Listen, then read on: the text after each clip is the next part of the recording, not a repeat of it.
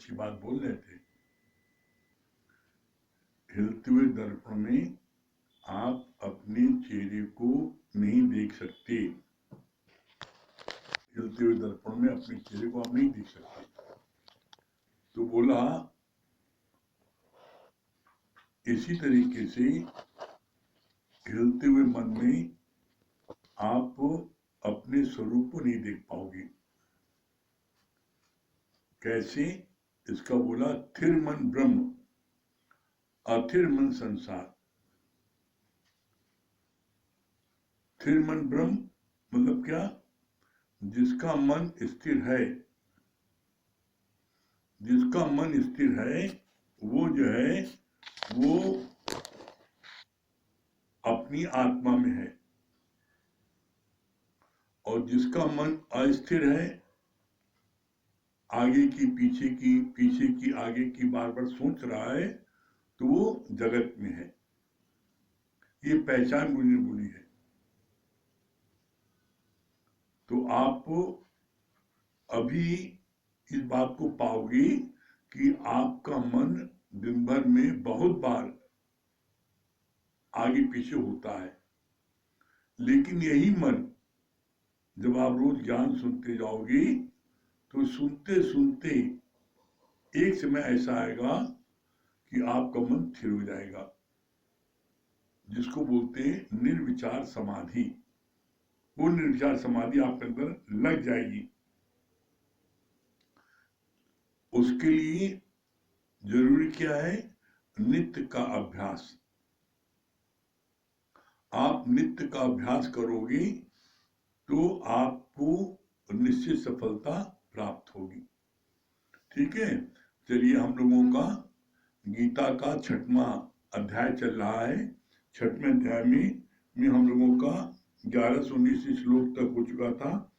20 से 26 श्लोक ये शुरू हुआ है। इसमें कल जो पढ़ा गया था उसकी अंतिम लाइन 2 पढ़ देते हैं। क्या लिखा था? भले ही इस राह पर, कौन सी? इस सत्संग की राह पर, भले इस राह पर यत्न करते हुए तुम्हारा पूरा जीवन भी खत्म हो जाए तो भी अच्छा है, पर सुअर की तरह माया में खुश रहने से मरना भी बेहतर है। आगे बोला, यहां तक कल हुआ था। आज क्या वचन है? जब इस राह पर आगे बढ़ते हैं तो मन भी रुकावट डालता है, अहंकार भी स्पीड में आता है, पर इन बातों से घबराना नहीं। न घबराए चित्त से ये योग पक्का होता है।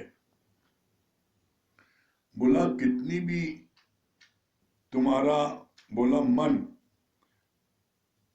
इस राह पर आगे बढ़ने पर तुम्हारा मन रुकावट देता है, और अहंकार, ये 2 चीजें, मन और अहंकार, ये 2 आते हैं रुकावट के लिए। तो बोला इसमें तुम्हारे को बहुत ही उल्टे लोग मिलेंगे, बहुत तुम्हारा अपमान भी करेंगे, बहुत तुम्हारे को जो है बहुत अधिक इस राह पर रो डालेंगे, लेकिन तुम किसी भी से डरना नहीं, किसी से घबराना नहीं। कुछ हो जाए, अगर आप अपने मार्ग पर चलते रहोगे तो एक दिन आपको सफलता मिलेगी। अहंकार जब आता है तो हमको ज्ञान से दूर ले जाता है, मन आता है हमको बैठा देता है। तो गुरु जी का कहना मान के चाहे रीझ भजो और चाहे खींच भजो। सत्संग में मन नहीं लगता, कभी कभी किसी चीज से परेशान है मन, कोई विपरीत परिस्थिति आ गई, मन सत्संग नहीं लगता। कभी शरीर में कोई शारीरिक कष्ट है, मन नहीं लगता। न लगे, सत्संग में जाकर लेट जाओ, बैठ जाओ, कुछ भी करो, लेकिन सत्संग में जाके बैठो जरूर। क्यों?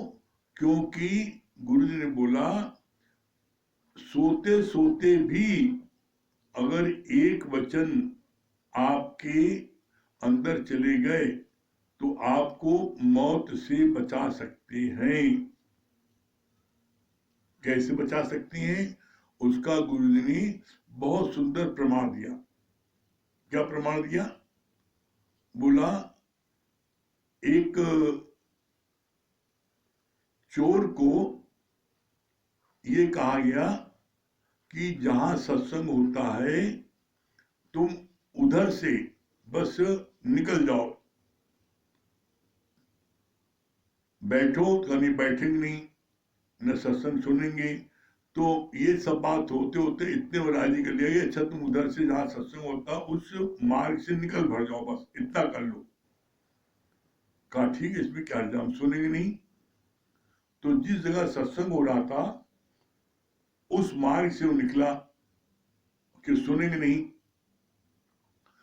और रुका भी नहीं।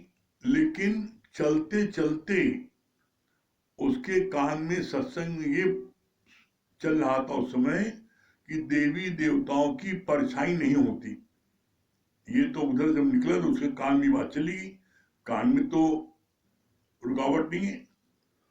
उसने कहा हम तो कुछ सुने ही नहीं रुका, लेकिन इतनी बात उसके कान में चली गई। वो अपने स्वभाव आदत के अनुसार चोरी करता रहा। एक दिन वो पकड़ा गया तो पुलिस वालों ने ये इंक्वायरी कराई कि ये देवी से माँ का बड़ा पुजारी है, और देवी माँ कोई पुलिस वाले बन के इससे पूछेंगे तो ये सब सही सी बता देगा, देवी माँ से झूठ नहीं बोलता। तो पुलिस के अफसर लोगों ने एक महिला को देवी माँ का रूप बनवाया और कहा उससे जाके पूछताछ करो कि तुमने जो है फलाने व्यक्ति का मर्डर किया है। तो उसने मर्डर किया था, उसको फांसी सजा होती। उससे पूछा गया, उस महिला ने देवी का रूप बना करके पूछा, तो वो कहने जा रहा था कि वही देवी माँ आई, मैं इसे झूठ नहीं बोल सकता। वो कहने जा रहा था कि हाँ मैंने इसका मर्डर किया है, ये कहने जा रहा था, मैंने इसका मर्डर इतना बोला तो उसको जो है जो देवी बनी थी उसकी परछाई दिखाई पड़ गई। जब कोई खड़ा होता है सामने तो परछाई दिखाई पड़ जाती है, तो उसकी देवी की परछाई दिखाई पड़ गई उसकी जमीन में। उसको गुरु की वो बात याद आ गई।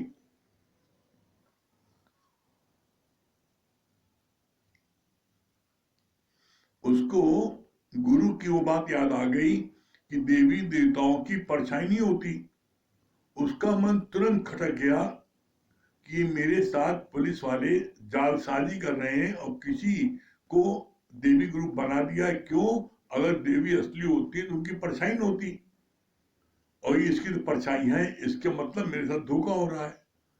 तो उसने क्या किया, जो ये कहने जा रहा था कि मैंने फलाने व्यक्ति का मर्डर किया है बोला होने जा रहा था, उसने ये बोल दिया मैंने नहीं किया, उसमें नहीं जोड़ दिया। मैंने किया है इसके पहले उसने नहीं जोड़ दिया। जैसे उसने परछाई देखी तो पुलिस वालों ने कहा भाई देवी का भक्त है, इसने सच कहा है, उसको छोड़ दिया। जब वो छूट गया तो वो वहां से भागा था, सीधे गुरु की शरण आया सत्संग में, और उनके चरणों में गिर पड़ा कि आपका एक वचन मानने पर आज मुझको फांसी की सजा से मैं बच गया। अगर मैं पूरा पूरा वचन मानूं तो क्या हाल हुआ। उसी दिन से उसका जीवन पलट गया। अब आप सोचो, विचार करो, उसने मात्र रास्ता क्रॉस किया, उस एक मिनट में उसको ये ज्ञान मिल गया और उसका जान बच गई। आप रोज सुनते हो घंटे भर, उसके बाद भी आपको नहीं हो रहा है। तो इसलिए सत्संग को अगर आप सुनोगे निश्चित इसका फल आपको अच्छा मिलेगा, गारंटेड है इसका फल मिलेगा। फिर आगे बोला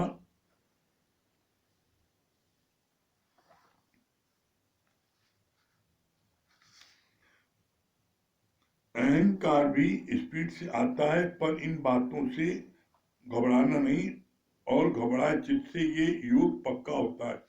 बोला न घबराए चित्त से। जब कोई विपरीत परिस्थिति जीवन में आती है तो जो मन घबराता है, तो बोला न घबराए हुए मन में क्या है, उसको जो है उसका योग पक्का होता है। जो घबराता नहीं विपरीत परिस्थिति में भी, तो उसका योग और पक्का होता है। फिर आगे बोला जिसके अंदर में शांति है उसे एकांत पसंद है। ये परिभाषा है, ये पहचान है। जिसके अंदर में शांति है उसे एकांत पसंद है, और जिसके अंदर शोरगुल है उसे अकेले बैठना अच्छा नहीं लगेगा। एक संत शांत बैठा था।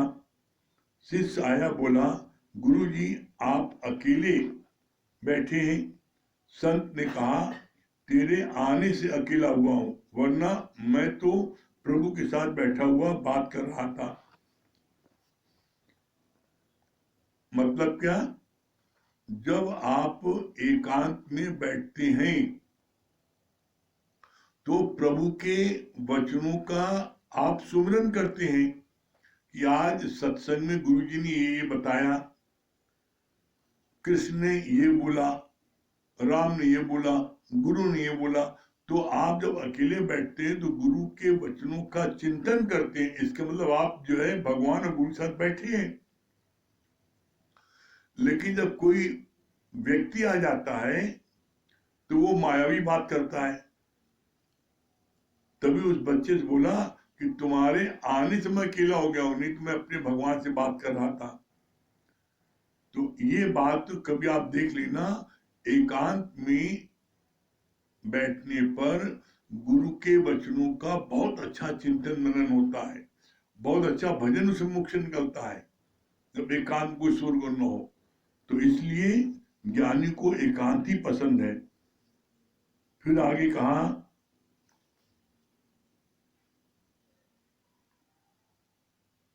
बीज के अंदर ही पूरा वृक्ष समाया पड़ा है। बच्चों को ये बात समझ में नहीं आती, पर बड़े व्यक्ति को ये आसानी से समझ में आ जाती है। ऐसे ही सूक्ष्म बुद्धि वाले को सर्वत्र सब में समाये हुए सूक्ष्म परमात्मा का दीदार होता है। कहने का अभिप्राय क्या गुरु जी का? बीज में ही वृक्ष समाया है। किसी बच्चे से आप ये कहो बीज को दिखा करके इसके अंदर वृक्ष है, तो वो नहीं मानेगा और न समझेगा, अरे बेकार कैसी बात कर रहे हैं। लेकिन आप किसी बड़े बुजुर्ग से कहोगे कि बीज में वृक्ष है, हाँ बिल्कुल है। क्यों? क्योंकि उसने जगत में देखा है, बीज बोया पेड़ निकला। तो ऐसे में इसी तरीके से जो व्यक्ति ने कहा कि बीज में वृक्ष है, अनुभवी व्यक्ति ने, तो उसने अपने जीवन में बहुत जगह ऐसा देखा कि बीज बोया गया है तो उसका पौधा बना, पेड़ निकला। इसी तरीके से जो सूक्ष्म बुद्धि वाले हैं, जो सात्विक बुद्धि वाले हैं, उनको जो है उनको हर जगह परमात्मा ही दिखाई पड़ता है। सात्विक बुद्धि का मतलब जो हर जगह परमात्मा देखे। सूक्ष्म बुद्धि मतलब क्या? जो हर जगह परमात्मा देखे। तो ये जो है ये चीज कब संभव है? ये चीज संभव कब है?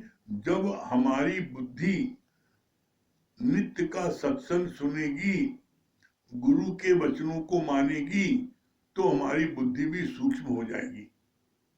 सूक्ष्म पूजा पाठ करने से नहीं होगी, सूक्ष्म व्रत रखने से, माला जपने से, तीर्थासन जाना, बहुत से हम मंदिर चले जाएं, देशाटन, उससे नहीं हो कुछ। ब्रह्म ज्ञान सुनने से, ब्रह्म ज्ञान को जीवन में लगाने से सूक्ष्म बुद्धि होती है।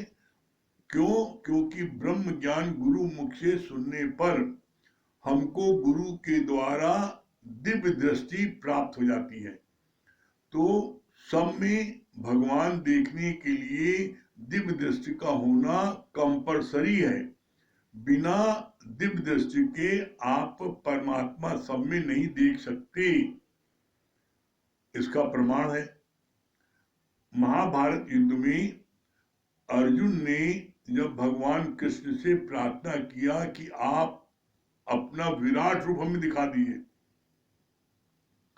भगवान ने क्या बोला, इन चम की दृष्टि से तुम मेरे विराट रूप का दर्शन नहीं कर पाओगे, हम तुमको ब्रह्म दृष्टि देते हैं, हम तुमको ब्रह्म दृष्टि देते हैं और इस ब्रह्म दृष्टि से तुम विराट रूप का दर्शन कर सकते हो। तो क्या बोला, कहा कि जो चम दृष्टि तुम्हें माँ बाप से प्राप्त हुई है, दो तन के मिलने से तुम्हारी उत्पत्ति हुई, तो उसमें इसको बोलते हैं जो माँ बाप से पैदावार होते हैं बच्चे, उनको मिलती है चम दृष्टि। तो चम दृष्टि से आप परमात्मा को नहीं देख सकते। तो जब कृष्ण ने अर्जुन को दिव्य दृष्टि दी, तब जाकर के अर्जुन ने भगवान कृष्ण का वो विराट रूप देखा, वो रूप देखा। जब वो रूप देखा तब उसको ये महसूस हुआ कि पूर्ण ब्रह्म है। क्यों? उसने क्या देखा विराट रूप में, कि सारा संसार, जितने लोग भी मर रहे हैं वो सब भगवान के मुख में जा रहे हैं, और एक मुख से जितने लोग पैदा हो रहे हैं उनके मुख से पैदा हो रहे हैं। मैंने पूरी सृष्टि की उत्पत्ति और विनाश वो दोनों भगवान के मुख से है। तो अर्जुन ने विराट रूप कब देखा? जब भगवान कृष्ण ने उसको दिव्य दृष्टि दी। इसी तरीके से आपको भी जब गुरु मुख से आप गीता ज्ञान सुनोगे तो आपको भी वो ब्रह्म दृष्टि निश्चित मिलेगी, निश्चित प्राप्त होगी। फिर आगे बोला,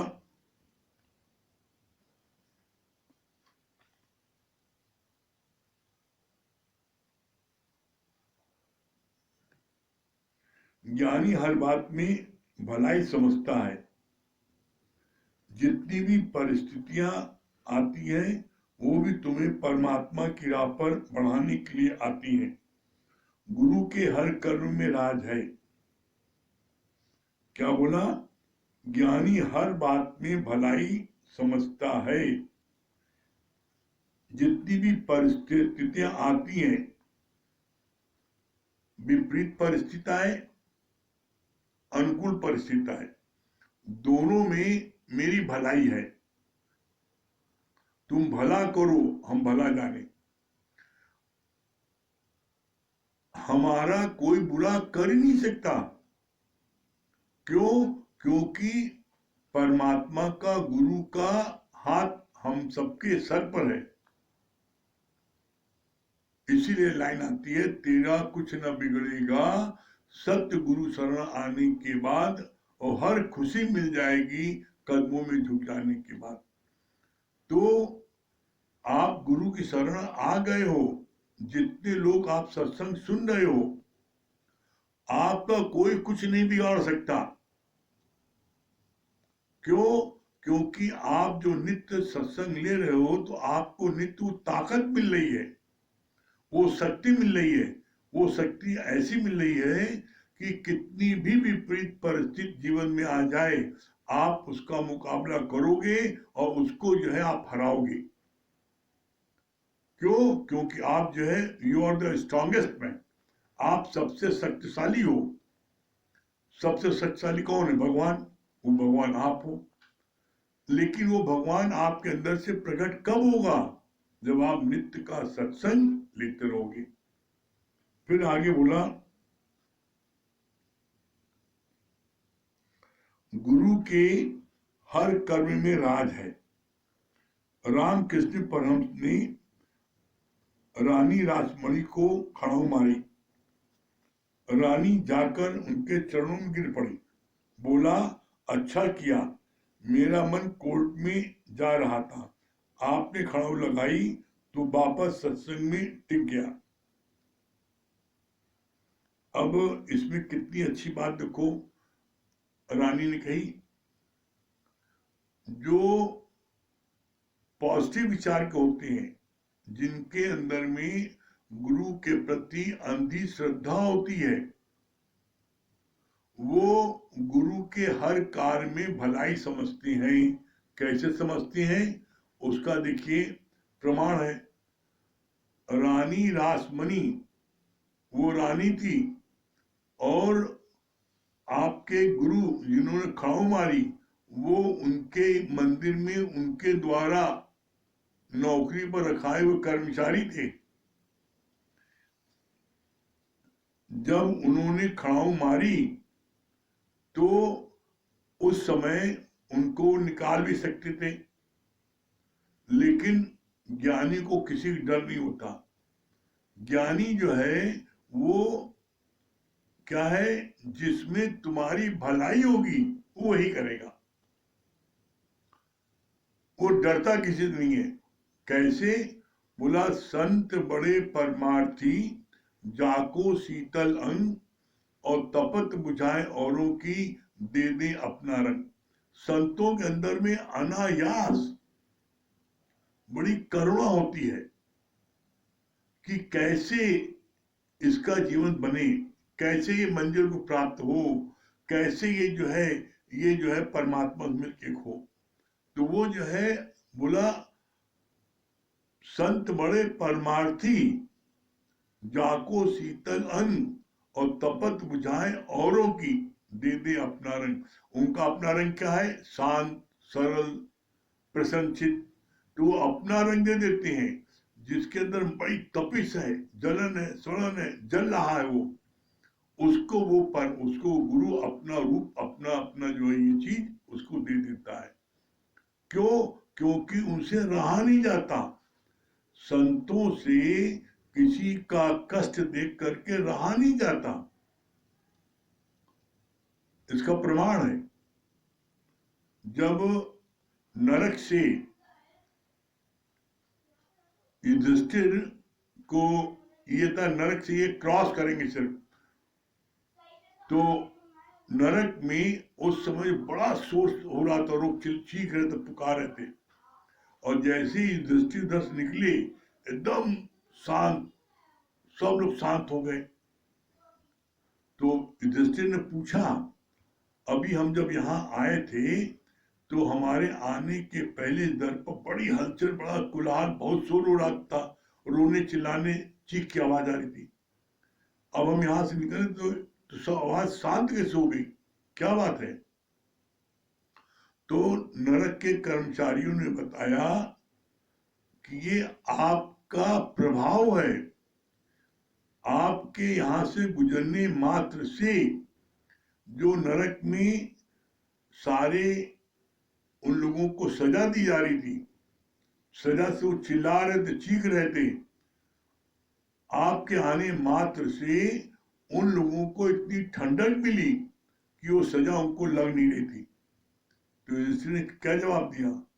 फिर तो हम यहीं रहेंगे, हमें नहीं जाना है।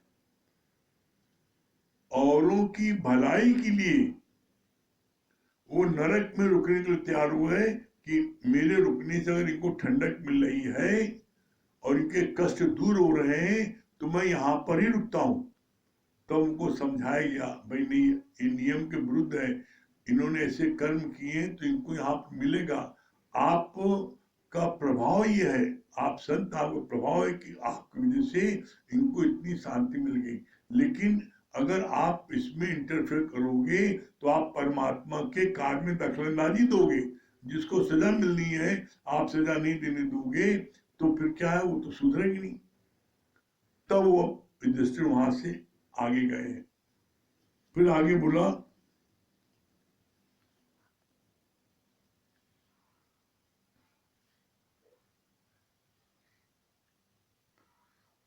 एक लड़के ने एक पिक्चर बनाई, उसके नीचे लिख दिया इसमें जितनी मिस्टेक है उन पर क्रॉस लगाओ। तो सुबह को देखा कि पूरी तस्वीर पर क्रॉस ही लगे थे, निराश हो गया। दोस्त ने कहा कि आज ये तस्वीर बाहर रखना और इस पर लिख देना कि इसकी अच्छाइयों पर टिक मार करो। तो अगले दिन सुबह उठा तो देखा तस्वीर अच्छाइयों से ही भरी है, टिक मार के। ऐसी अच्छाई या बुराई जगत में नहीं होती, पर होती है हमारी नजर में। जीव जब ये जो है बोला अच्छाई बुराई कहाँ होती है, तुम्हारी नजर में। इसमें जो बहुत ही छुपा पॉइंट है, उस लड़के ने चित्र बनाने के बाद में लिखा कि इसमें कोई भी कमी हो उस पर टिक करना। तो ऐसा क्यों उसने लिखा? ये अहंकार का प्रतीक है। उसके अंदर में अहंकार आया कि मैं सबसे बेहतरीन चित्र बनाने वाला हूं, इसमें कोई मिस्टेक हो ही नहीं सकती। तो भगवान का भोजन है अहंकार। तो अगले दिन देखा तो उसकी सारी बनाई पिक्चर में जो क्रॉस क्रॉस पूरी पिक्चर में है, ये भी गलत, ये भी गलत, सब गलत। अगले दिन एक समझदार दोस्त था, नहीं अहंकारी, उसने कहा कि आज ये लिखो इसमें क्या क्या अच्छाई है, उस पर टिक करो। तो देखा सारी पिक्चर में अच्छाई अच्छाई। तो बाहर अच्छाई और बुराई कुछ नहीं है। अच्छाई और बुराई आपके मन में है। आपका मन अगर अच्छा है तो आपको सब चीज अच्छी दिखती है, आपका मन खराब है तो आपको सब चीज खराब दिखती है। कैसे? इसका गुरुजी ने बहुत प्यारा बताया दृष्टांत का। जैसे आप शीशा देखते हो और आपके चेहरे पर कालिक का दाग लगा है, आप शीशा देखते हो तो ऐसा आपको लगता है कि शीशे में कालिक का दाग है, और बार बार शीशा पोंछते हो तो क्या कालिक का दाग पुछ जाता है? नहीं पुछता। जब आपको कोई समझदार व्यक्ति बताता है कि भैया वो शीशे में नहीं, आपके गाल में कालिक लगी है, और उसको पूछता है तो आपको कालिक नजर नहीं आती फिर शीशे में। तो शीशे में नहीं थी, आपके गाल में थी। इसी तरीके से आप जो लोगों को बुरा देखते हो, फलाना ऐसा है, वो बुरा नहीं है, वो बुराई तुम्हारे अंदर है, तो उधर दिखाई पड़ रही है। तो इसलिए हर एक में अच्छाई देखने की कोशिश करो, और अगर किसी में कोई अच्छाई नहीं तुम्हारे हिसाब से, तो कम से कम वो भगवान तो है, ये गुण तो है उसके अंदर, उसी गुण को लेके तुम प्यार करो। फिर आगे बोला,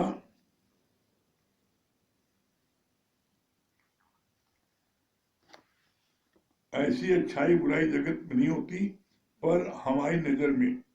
जीव जब 3 गुणों से ऊंचा उठता है, नम्रता करता है, तभी उसका ब्रह्म में से मिलाप होता है।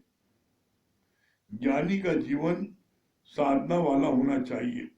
जो बात अज्ञानी करते हैं, ज्ञानी उनसे विपरीत चलता है। क्या कहा? जीव जब 3 गुणों में ऊंचा उठता है, 3 गुणों से ऊंचा उठता है, नम्रता करता, तभी उसका ब्रह्म से मिलाप होता है। ब्रह्म से मिलाप कब होता है? 3 गुण कौन से हैं? सतो, रजो, तमो। 3 गुण माया से उपजे, माया का है विस्तारा, और तू क्यों इसमें उलझ रहा, तेरा रूप अपार। तुम्हारा रूप कौन सा है? अपार, ब्रह्म का।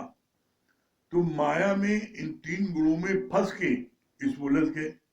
कैसे फंस गए? कोई सतोगुण में फंसा है, कोई रजोगुण में फंसा है, और कोई तमोगुण में फंसा है। कैसे? सतोगुण में कैसे फंसा है? हम नहाने के बाद में बिना पूजा करे हम चाय नहीं पीते, खाना नहीं खाते, हम कुछ नहीं लेते। हम बिना शंकर जी को जल चढ़ाए हम जो है अन्न का दाना नहीं डाल सकते। हम चाय भी नहीं पीते बिना नहाए। ऐसे कोई सत्वगुण में, सत्वगुण क्या है? पूजा पाठ जप तप दान पुण्य तीर्थ गंगा स्नान यमुना स्नान व्रत रखना, ये सारे सत्वगुण में आता है। तो कोई सत्वगुण में फंसा है, कोई रजोगुण में फंसा है। हमें बेटी की शादी करनी है, हमें बेटियों को जो दुकान करानी है, उसके लिए मकान बनवाना है, उसके लिए करना है। जहां पर करना शब्द आए वो है रजोगुण। और सत्वगुण जो है, जहां पर आप पूजा पाठ करते हो, परमात्मा का नाम लेते हो, व्रत रखते हो, वो है सत्वगुण में। और तीसरा है तमोगुण। तमोगुण क्या है? खाना पीना, मस्त रहना, किसी की चिंता नहीं करना, बस हमको अपने मतलब है खाने पीने से। बच्चे चाहे भूखे मरे, चाहे पड़ोसी भूखा, हमसे मतलब नहीं, हमें खाना पीना मिलना चाहिए। अपना खाया पिया ऐश किया, ये तमोगुण के लक्षण है। तो तुम कोई व्यक्ति अपने तमोगुण में उलझा हुआ है, खाया पिया ऐश किया, जुआ चप्पड़ खेला, दिन भर घूमे, आवारा गर्दी किया, हमें किसी मतलब नहीं है, वो इसे फंसा है। उनसे भगवान का नाम लेने के लिए कहो, सत्संग आने के लिए कहो, कहे हमें फुर्सत नहीं ना। कोई रजोगुण में है, गृहस्थ में इतना फंसा, इतना उलझा है गृहस्थ में, हमें अपने बेटों को देखना, उसका करियर बनाना, हमें बेटी की शादी करनी है, वो गृहस्थ में इतना ज्यादा उलझा है कि उसको करना है, हमें करना, हमें ये करना है, वो इसमें फंसा है, परमात्मा का नाम नहीं लेता। और कोई सतगुण फंसा है, पूजा पाठ करना, रोज घंटों से समय बिताना, लेकिन इन सारी चीजों में फंसे होने के बाद भी परिणाम क्या होता है? मुक्ति प्राप्त नहीं हो सकती। मुक्ति प्राप्त तभी होगी जब आप इन तीनों गुणों से ऊपर उठोगे। हाँ, आप सत्वगुण में रहोगे, पूजा पाठ में रहोगे, तो आपको स्वर्ग मिलेगा। आप तमोगुण में रहो, ऐसे तक खाया पिया, दूसरों को कष्ट दिया, तो आपको नरक मिलेगा। तो ऐसे में या तो आप अगर इन तीनों गुणों में किसी में भी फंसे रहे तो आपको क्या मिलेगा? आपको जो है स्वर्ग मिलेगा, नरक मिलेगा, लेकिन मोक्ष नहीं मिलेगा। मोक्ष मिलने के लिए ये जरूरी है कि आप तीनों गुणों से ऊपर उठो। तीनों गुणों से ऊपर होगे तभी आपको मोक्ष प्राप्त हो सकती है। इसको बोलते हैं त्रिगुणातीत। जब आप तीनों गुणों से उपराम हो जाओगे, न सत्व में फंसोगे, न रजों में, न तमों में, तो इसका मतलब कुछ नहीं करे नहीं, आपको करना सब है, लेकिन हम ये जानते हैं मैंने कुछ नहीं किया, परमात्मा की शक्ति ने हमसे करा लिया, हम करने वाले कुछ नहीं है। जब ऐसा आप जानोगे तो क्या होगा? फिर आप किसी गुण में उलझोगे नहीं। इसीलिए कहा जाता है कि सत्संग नित्य का लेते चलोगे तो आपको किसी जगह गुरु फंसने नहीं देगा। और आप जब सत्संग नहीं लोगे नित्य तो फिर आप किसी न किसी गुण में, सतों में, रजों में, तमों में, किसी न किसी गुण में आप फंसे रहोगे। जो लोग आज भी पूर्ण रूप से गुरु की आज्ञा में नहीं चलते, वो आज भी पूजा पाठ करते हैं, आज भी सत्कर्म करते हैं, तो हम लोग उनको कभी मना नहीं करते, नहीं, हम कहते ठीक है करो। क्यों करो? क्योंकि अगर आपने हमारे कहने से, जोर जबरदस्ती से आपने पूजा पाठ छोड़ा और आपका किसी प्रकार का कोई अनिष्ट हुआ, कोई नुकसान हुआ, तो आपके मन में तुरंत ये भावना आएगी कि मैंने देखो ये पूजा करनी छोड़ दी, इसलिए मेरे साथ ये घटना घटित हो गई। तो इसलिए हम लोग किसी को मना नहीं करते कि तुम अपनी पूजा पाठ छोड़ दो, व्रत रखना छोड़ दो, दान पुण्य जो करते हो सब करो।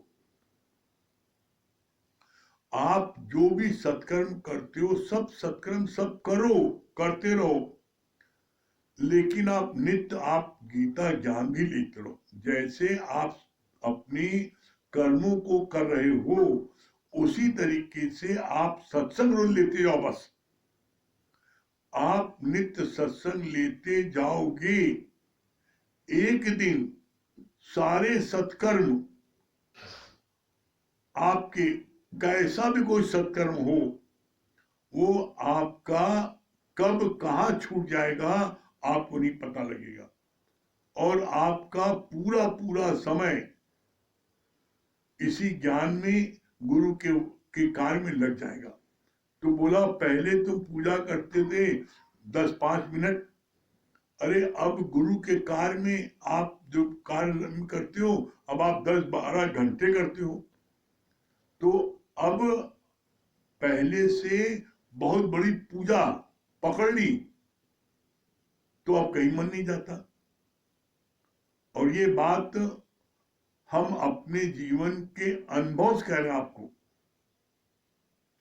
कोई ऐसा सत्कर्म इस धरती का नहीं है जिसको हमने न किया हो। पूजा पाठ, जप तप, दान पुण्य, तीर्थ, गंगा स्नान, यमुना स्नान, ब्राह्मणों को खिलाना, दक्षिणा देना, हनुमान जी को दर्शन करना, मंगल व्रत रखना, कोई सत्कर्म ऐसा नहीं जो न किया हो। सब किया, सारी चीजें की।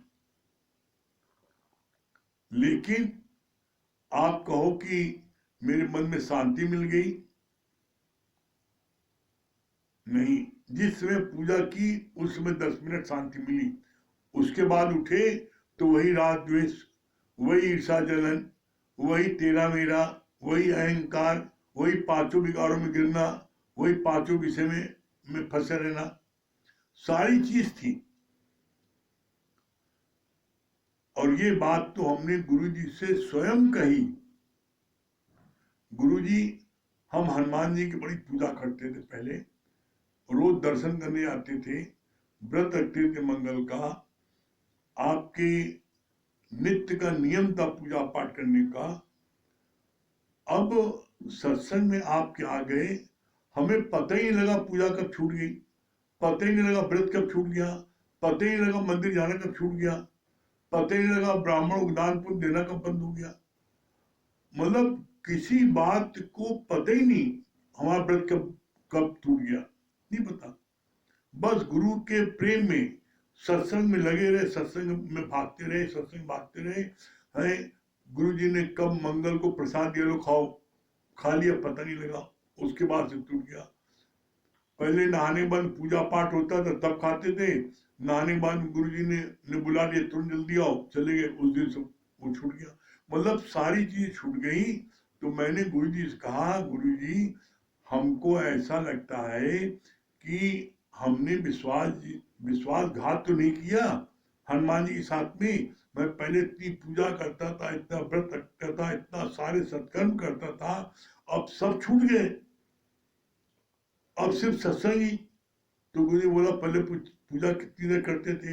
हम कहा गुरु जी 10 मिनट, 5 मिनट, और अधिक से अधिक जब जिस दिन बड़ी एकदम एकदम फ्री है, कहीं नहीं जाना है, उस दिन आधे घंटे कर लेते थे।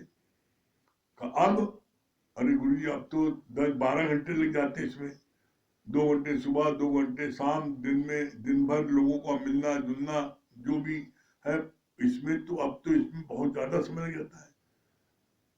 बोला पहले आनंद मिलता था, आज मिल रहा है? आज बहुत आनंद मिल रहा है। पहले क्षणिक शांति मिलती थी, परमानेंट हैप्पीनेस नहीं थी, आज परमानेंट हैप्पीनेस है। आज गुरु जी ने वो सारे कैसे सारे विकार, सारे विषय, कैसे राग द्वेष, कैसी किसी प्रकार की कोई भी सारी चीजें कैसे गुरु जी ने जो है समाप्ति पर ला दिया है। हम समाप्ति अपने मुख से नहीं कह सकते, क्यों? क्योंकि गुरु कहेगा। यहाँ पर अपने आप अपने को स्वयं सर्टिफिकेट आप नहीं दे सकते। हाँ, आपका अंदर वाला, आप इसी तरह लगे रहोगे निरंतर कार्य में गुरु के, तो एक दिन आपका अंदर वाला आपसे बोलेगा कि अब हम पूर्ण हैं। तो इस चीज को, इससे घबराओ नहीं, कभी इससे आप उकताओ नहीं, बस इस मार्ग पर लगे रहो। और लगे रहोगे तो क्या होगा? करत करत अभ्यास के जड़ मत हो सिद्धांत, एक दिन आपको मंजिल निश्चित प्राप्त हो जाएगी। ठीक है। हाँ श्याम भैया।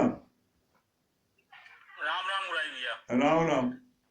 क्या बता रहे अभी साहब? आप जो बता रहे थे वास्तव में सही बात है कि हम भी बहुत ही सत्कर्म करे हैं, पूजा पाठ जितना भी होता था सब करते थे लेकिन कब किस समय छूट गया हम आपको सही बताएं हमें भी नहीं मालूम। और दूसरी चीज, अभी भी कोई भी धाम कोई भी मंदिर कहीं भी जाना आना अगर हो गया तो जाते हैं, ये भी नहीं है कि हम नहीं जाएंगे नास्तिक हो गए, लेकिन कोई इच्छा रख के नहीं जाते। मेन बात ये है कि हम कोई इच्छा रख के नहीं जाते कि हम वहां जा रहे हैं दर्शन करें, वहां जा रहे हैं माथा टेकें तो हमारी ये मनोकामना पूरी हो जाए, ये लेकर हम नहीं जाते। सहज में कोई साथ मिला कहीं भी जाना हुआ तो बहुत गए, ऐसा नहीं है कि जब से सत्संग में आए तो गए नहीं, कभी भी किसी के चांस मिल गया तो जाते हैं, लेकिन मन में कोई इच्छा नहीं रखते। और सबसे बड़ी बात यही है कि पहले कहीं भी जाते थे तो मन में पहले इच्छा रखती थी, हे हनुमान जी ये पूर्ति हो जाए, ये हनुमान जी ऐसा हो जाए, हे शंकर जी ऐसा हो जाए। तो ये चीज गुरु जी ने ऑटोमेटिक रमत समझ देकर अपने आप छोड़वा दिया है। बहुत ये सुंदर, बहुत बड़ी उपलब्धि है मुरारी जी। बहुत बढ़िया, सही बात है। हाँ महेश भैया। हरिओम गुरु जी। हरिओम। क्या बोल रहे महेश भैया? बहुत अच्छा आपने बताया कि सत्संग का नियम बहुत जरूरी है, तभी हमारा उन्नत हो सकता है। संगीता रानी क्या बोल रही है? हरिओम। बहुत अच्छी बात लगी कि हम जैसे वो कर्म जो करते हैं, लेकिन सत्संग अगर आते रहेंगे तो हमारे सहजता से सारे मतलब कर्म छूट जाएंगे, जो करते हैं कर्म वो सहजता से छूट जाएंगे सिर्फ, लेकिन सत्संग का नियम जरूर बांधे। चलिए भजन सुना दीजिए।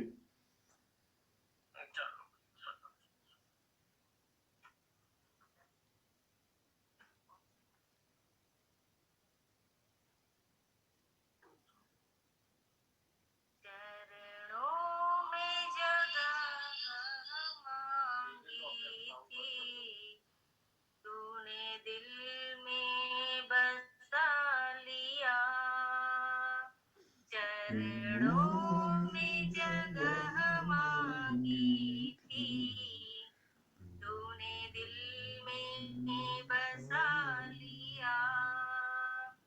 तेरी एक नजर के प्यासे नजरों में छुपा लिया। तेरी एक एक नजर के प्यासे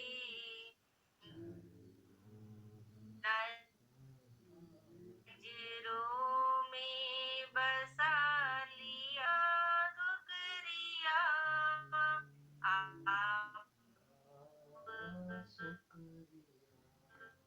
आवाज कट रही है आपकी।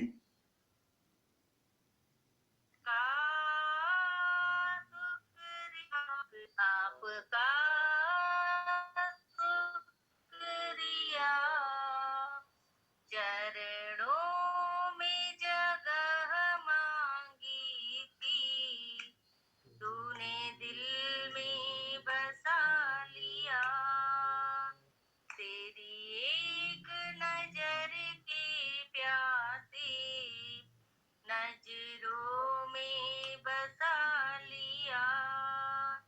शुक्रिया शुक्रिया आपका शुक्रिया। वरदान भरी दृष्टि से हमें बनाया त्रिकालदर्शी। वरदान भरी दृष्टि से हमें बनाया त्रिकालदर्शी। जन्मों के पुण्य फले हैं, गुरु कृपा है इतनी बरसी। जन्मों के पुण्य फले हैं, गुरु कृपा है इतनी बरसी। पलकों से उठा के मोती आंखों में बसा दिया। पलकों से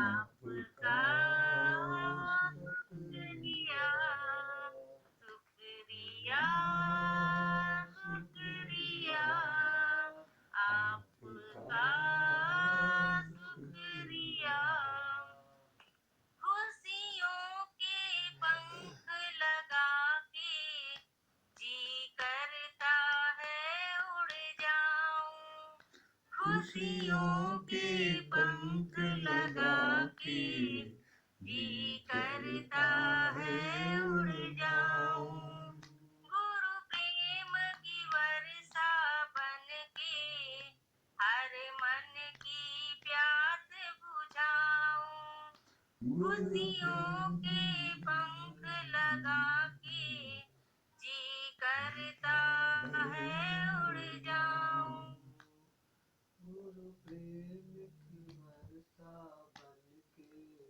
आवाज नहीं आ रही है।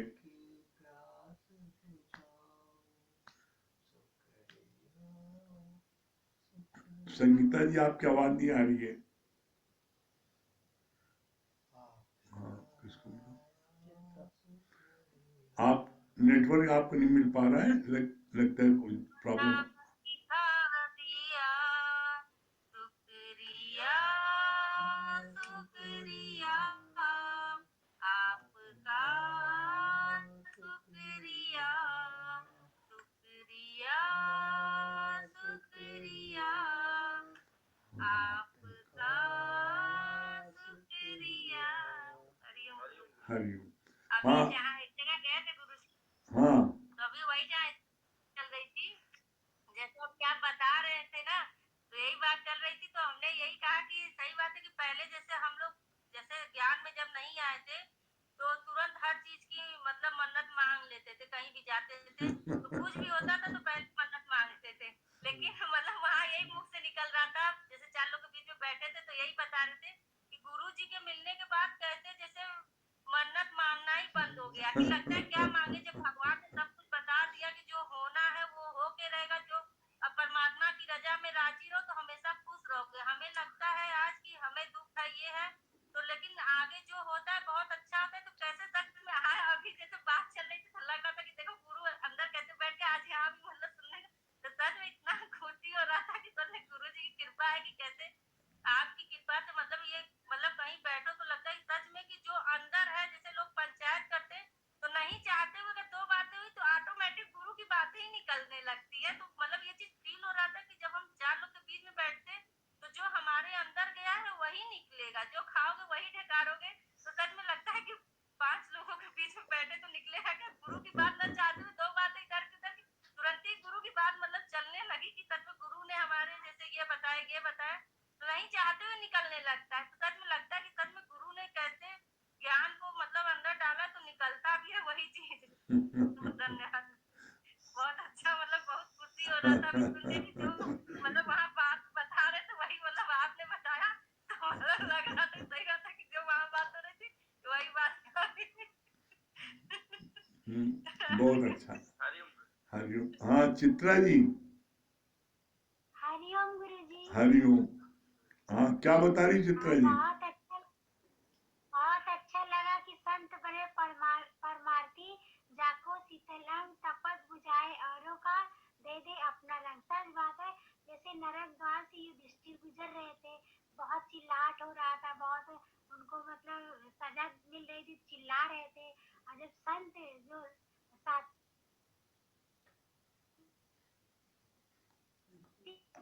प्रवृत्ति के लोगों का दुख लगा ही नहीं इसी प्रकार जब गुरु का वाइब्रेशन हम लोग को मिलता है तो कितना भी विपरीत परिस्थिति आती है वो हम लोग को भागती नहीं बहुत हम लोग सुंदर। बड़े शुक्राने हाँ कि आप सानिध्य में है आपके साथ भी क्या बोल रहे हैं त्रिपाठी जी?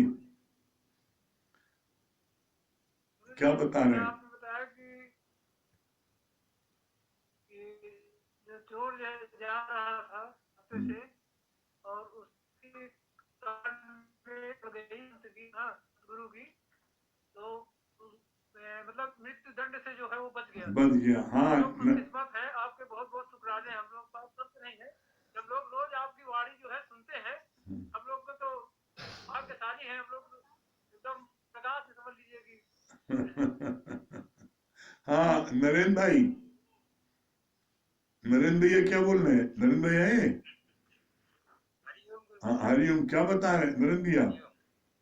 बहुत अच्छा आपने बताया कि परमात्मा को, गुरु को चाहे रीछ के बजो चाहे खींच के बजो, अगर आप भजोगे, उनको याद करोगे, उनकी वाणी अंदर उतारोगे, तो आपका निश्चित में आप भव से पार हो जाएंगे, बेड़ा पार ही होगा। बहुत सुंदर। हाँ नीलू जी। हरिओम गुरुजी। हरिओम। गुरुजी। हाँ हाँ नीलू जी, हरिओम।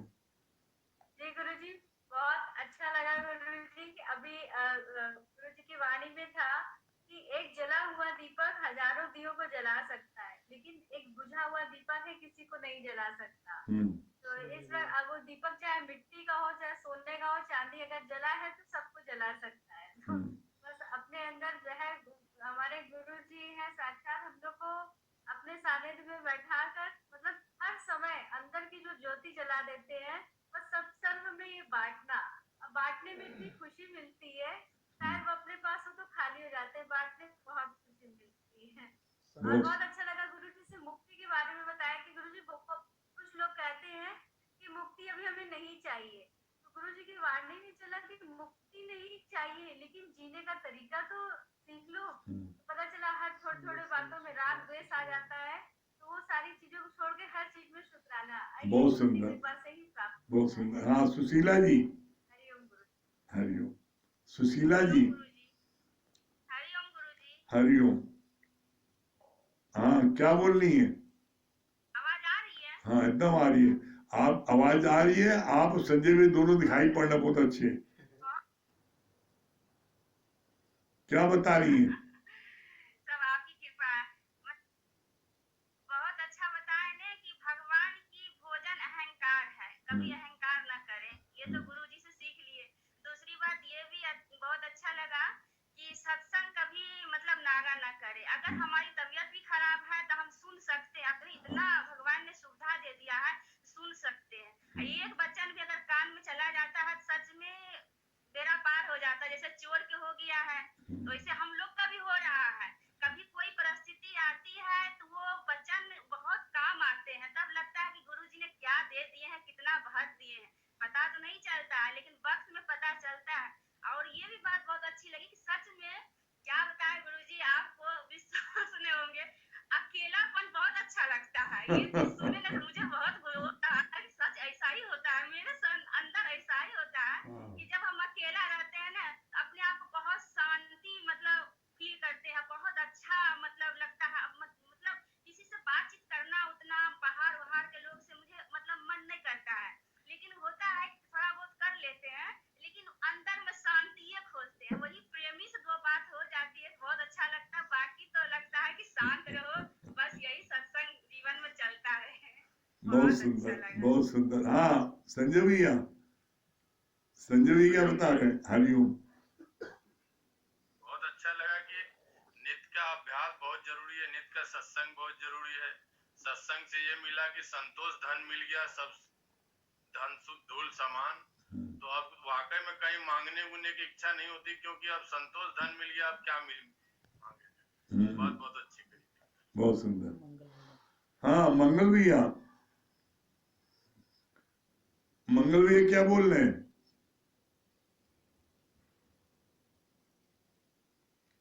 मंगल भैया, मंगल भैया उनका लगता है नेटवर्क नहीं मिल रहा है। चलिए चलिए कोई बात नहीं, चलिए संजय भैया चलिए ओम को जाप करें।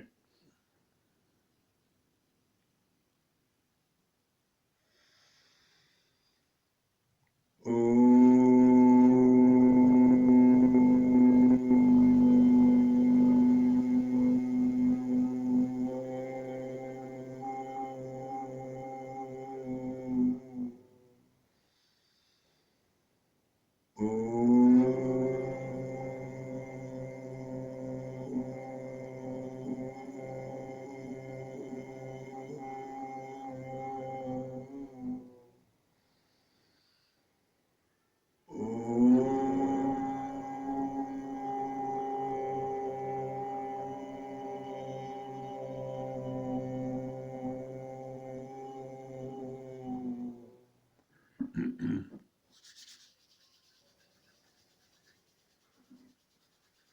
सभी प्रेमों को हरिओम।